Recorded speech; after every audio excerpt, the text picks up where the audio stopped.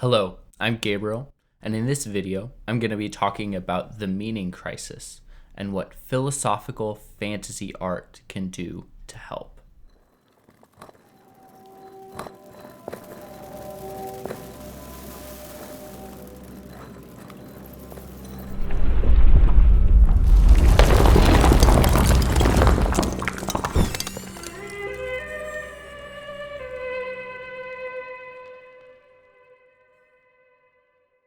Hello, welcome to my channel, Mythic Ontology.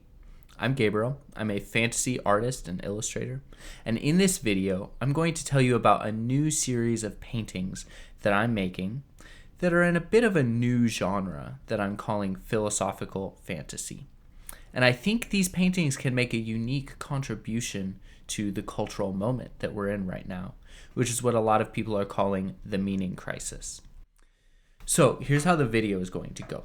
I'll start off with a little context about myself, about my interest in both art and in philosophy, and how these have converged in symbolic art. We'll talk about symbolic art throughout history and how universal that was, and then how a rejection of a symbolic worldview has led to the place that we're in now, the meaning crisis. Then I'll talk about fantasy and how fantasy, particularly fantasy literature, has been keeping our souls alive through the meaning crisis. I'll talk about how fantasy literature does that, and I'll explain how I'm adapting that into a new type of fantasy art with self-contained philosophical meaning. I'll give you a peek at a new painting that I'm working on that is in this genre, and then I'll go over the key elements that I'll be including in future philosophical fantasy paintings.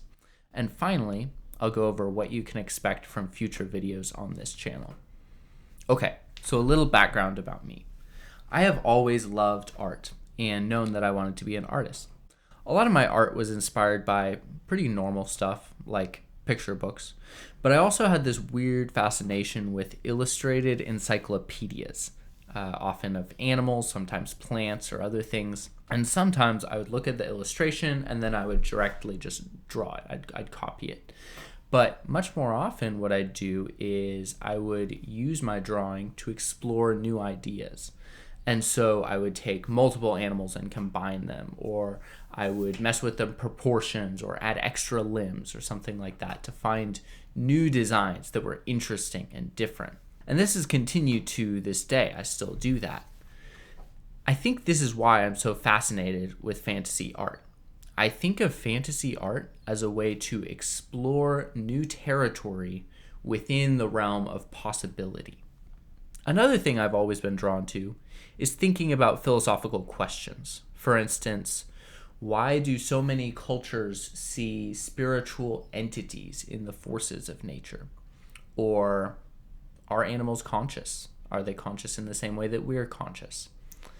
Or is the beauty that we see in the world just an illusion that we apply onto reality? Or is it intrinsic within reality? Now, it wasn't until recently that my love of art and my love of philosophy were able to come together. And the way that they've come together is through symbolic art. Now, I'd always been aware of symbols and analogies as a literary device that authors will use to communicate meanings through books and other literature. But over the past few years, my view on analogies and symbols has changed. I've come to see them as real connections that are actually baked into reality, as metaphysical bridges between multiple things when we wouldn't be able to see that connection through a purely scientific or materialist worldview. And this has opened up so many new possibilities for me as an artist.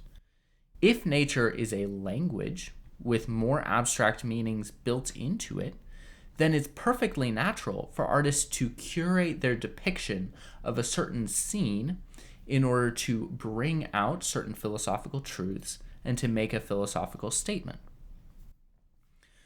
All right, let me go on a little bit of a history tangent now, and this will give us some context. So in the past, almost all of the past, almost universally, people used to be much better at reading this language of nature. And because of this, the art of the past was filled with philosophical meaning. So think about the mythologies of ancient peoples. Very often, they would have concepts of spiritual entities or deities who were the embodiment of certain aspects of nature. Think of the god of war, or the god of love, or Mother Earth.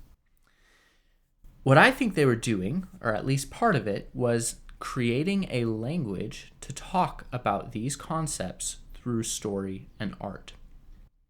This type of symbolic thinking continued all throughout history. Medieval art and Renaissance art is highly symbolic. Now, the Enlightenment was in some ways the birth of our modern world. And since the Enlightenment, we've become less and less comfortable seeing connections between the objective, physical world and our own experience. Scientific materialism is a common belief that has sort of sprung out of the Enlightenment. And in materialism, all of human experience is explained to be essentially the accidental effects of the laws of physics. So within this worldview, all of mythology and art and story, it all gets lumped into this category of meaningless entertainment. Makes us happy, but doesn't really mean anything. And there's this assumption that the only truth that's worth talking about is the type of stuff that can be described with scientific language, which is really a very small percentage of human experience. Now, whether you're a scientific materialist or not, I can guarantee you that if you understand the English language, you have been heavily influenced by this type of thinking. The way that this worldview divorces beauty and story and morality from truth is one of the major factors contributing to the meaning crisis. What is the meaning crisis? The meaning crisis describes the state that our society is in right now, where so many people feel this disconnect and this meaninglessness in their lives. Okay, so there's the somewhat depressing history tangent. But there have been some good things that have been able to give our society hope through the meaning crisis. And I think one of those things is fantasy. Now, right at the start, I want to draw a distinction between two types of fantasy. There's some fantasy that exists just to pull us away from reality. And then there's other fantasy that actually shows us things about reality from a different angle or from a bigger perspective. Now, you can't always sort an actual work of fantasy into one of those categories or the other, but both philosophies are out there and they're very different. They're opposites of one another, in fact. Now, J.R.R. Tolkien wrote about how fantasy can be something that helps us escape. But when he used that word, escape, he didn't mean that his stories were designed to pull us out of everything hard or unpleasant about the real world. Clearly, if you read his stories, the evil is even bigger and even darker than the evil that we often see in the world. So his stories aren't providing an escape from the hard parts of reality. Instead, they provide an escape from the apparent meaninglessness of reality. And apparent is the key word there. Because I don't believe that the world is meaningless.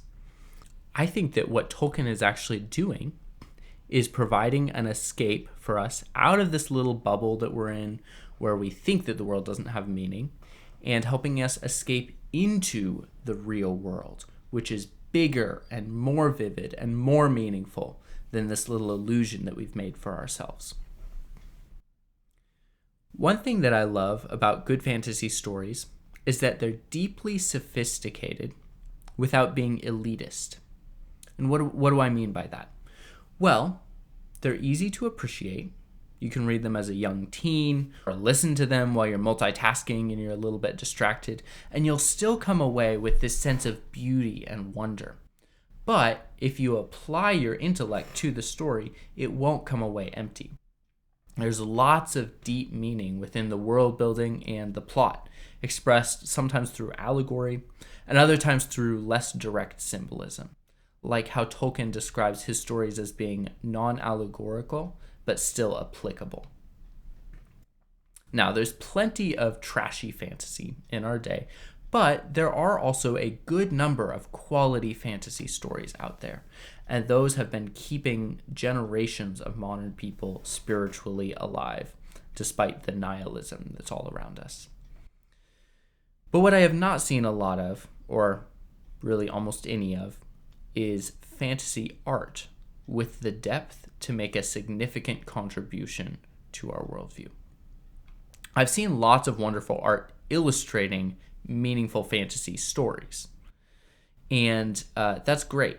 This is the type of art that I've done for most of my artistic career so far. It's illustration of larger stories. But none of these images provide a self-contained world where the world building and the details are all coming together to excite our imaginations to see the world in a new way.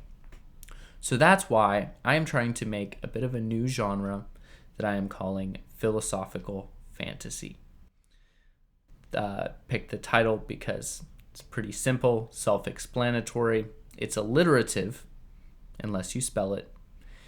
And when I Googled it, I did not immediately find someone else who was doing the exact same thing. That being said, though, if someone else is already doing this, that's totally fine, because my goal here is not to be original. All I'm trying to do is take the ancient idea of making art that has meaning and adapt it for people who are like me, who love fantasy, and who are willing to believe that fantasy has some untapped potential. So here's my working purpose statement for this genre. I want to make symbolic art intended to mythologize the world in a way that grounds us in the beauty of reality. Okay, so practically, what does that look like? Well, something like this.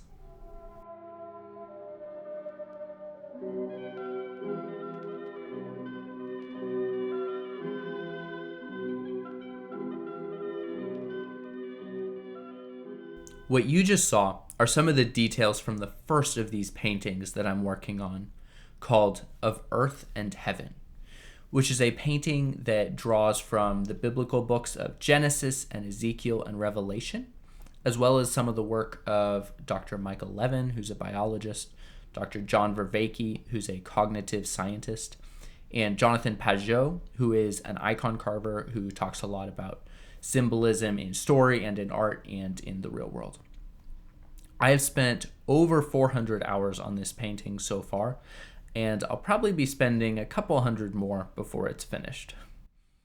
I'll be making a couple videos soon explaining the concept behind this painting specifically, but for now I want to talk about 4 general principles that I'll be using in all of these paintings. So first, as you can probably guess by the amount of time that I've been spending on this, these pieces are highly, highly detailed. Now, these are digital paintings, but they're not meant to stay digital. I think we spend way too much time staring at screens, and this is a large part of why we feel that disconnect from reality. If a piece of art is on a screen that you can just turn off or you can scroll away from at any moment, it cannot have the same effect on you as if it's grounded in the real world. And also, unless you have a TV that is 14,000 pixels wide by 9,000 tall, which you don't because they don't exist, then you are not going to be able to see this painting in all its detail on a digital screen. So the end goal for these paintings is to be printed very large. And by very large, I mean in the vicinity of 5 by 7 feet. So these are essentially mural-sized paintings, but I'm painting them with enough detail that you have to be about 10 inches to a foot away to be able to actually see everything that's going on. And so it's like a full story or a full world-building project all in a single image. Okay, next, I've already talked about this quite a bit, but these pieces are meant to be meaningful. This isn't just entertainment. These pieces are meant to be a visual reminder of the type of truths that we can live our lives by. They're made to be layered, so they have the basic meanings much more obvious. You can just glance at them and you'll get the basic meaning, but then with much more depth and nuance in the details for you to contemplate. And then finally, I want these paintings to be beautiful. This isn't just a philosophical treatise that you're hanging on your wall. These are art pieces. There's something about beauty that draws us into reality in a much more embodied way than just expressing or hearing mental propositions. So I want these pieces to be aesthetic and even decorative at times, because there are times when you'll want to focus on the image and think about its meaning, but then there are other times when you'll want the image to fade into the background and contribute in a much more subtle way without demanding attention. And so I'm not making these images to try to shock you into staring at the painting. I'm not setting up the composition so that it's like sucking you into some other world. These are meant to ground us in the beauty of reality. And so while there are times when these paintings can take us aside and teach us something about reality, there will be other times where they'll contribute much more passively to whatever you're doing in your space, whatever meal or get together that you're having there. So there's the broad vision for what these pieces will be like. Detailed, printed large, meaningful, and beautiful. Now, we're nearing the end of the video, but I want to clarify something I said earlier before I move on to what you can expect from future videos. A minute ago, I mentioned that I'm making these pieces digitally. And I want to clarify something, particularly for people who aren't as familiar with the digital painting process. Digital art does not mean AI. I am not using any AI to make these. In fact, a large part of why I'm making these is to push back against AI and against what AI is doing to art. So essentially, the way I see AI is it's very good at making images that are superficially aesthetic, but it's very bad at making the details of an image all contribute meaningfully to a unified narrative. And so in response, I'm trying to make an image that is saturated with details, but in a way that all the details are really intentionally thought through and have a meaningful depth to them that is uniquely human. I'll be sharing painting time lapses of a lot of the major portions of this painting, partially because they're fun to watch, but also so that you can know that a real human made this thing, because that's important. Okay, finally, what can you expect from future videos on this channel? Well, for the next few videos, I will be documenting the painting process and the thought process behind Of Earth and Heaven. I'll be showing some time-lapse videos and going through what the symbolism of the painting means. Over the next couple of months, I'll also be working on getting some of these paintings and other paintings printed, and I will be demoing some of the different print options for if anyone wants to buy prints of these. I might also make a Patreon or something like that for other people who want to support me if you think what I'm doing is meaningful and want to contribute in that way. And then we'll see what happens from there. I might make some videos showing art I've done in the past or my philosophical takes on other subjects. We'll see. But the next few videos will definitely be about Of Earth and Heaven, this painting that I'm working on right now. For now, if you'd like to help me out with this project, just liking this video and subscribing to the channel would be very helpful. And please comment below. I really want to hear feedback on this project. Right now, I am sitting in an empty room. I am talking to a camera. The camera is not talking back. If it did, I wouldn't care what it had to say.